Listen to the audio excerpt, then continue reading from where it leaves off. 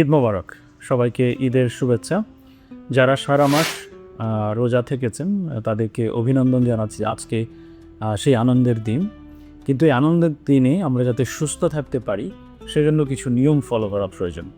যেহেতু আপনার শরীর প্রায় ৩০ দিন কোনো ধরনের দিনের বেলা খাবার খাওয়া হয়নি বা ভারী খাবার খুব অল্প খেয়েছেন, যদি মেনে চলে থাকেন তাহলে আপনি চিনি থেকেও দূরে ছিলেন। ঈদের দিন কি হয়, আমরা বিভিন্ন জায়গায় বেড়াতে যাই, আত্মীয়স্বজনের বাসায় যাই বা বাইরে খেতে যাই।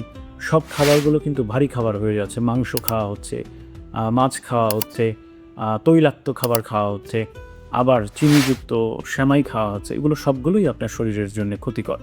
আরও বেশি ক্ষতিকর এখন, যেহেতু আপনার শরীর ডিটক্সের মধ্য দিয়ে গেছে। এখন হঠাৎ করে যখন আপনি আবার পরিবর্তনের মধ্যে চলে আসছেন, একদিন দুদিনের মধ্যেই বডি এটা নিতে পারছে না। সো আপনাকে ধীরে ধীরে অ্যাডজাস্ট হতে হবে। আপনি আপনার খাবারে পর্যাপ্ত পরিমাণ পানি রাখবেন, ডাবের পানি রাখবেন।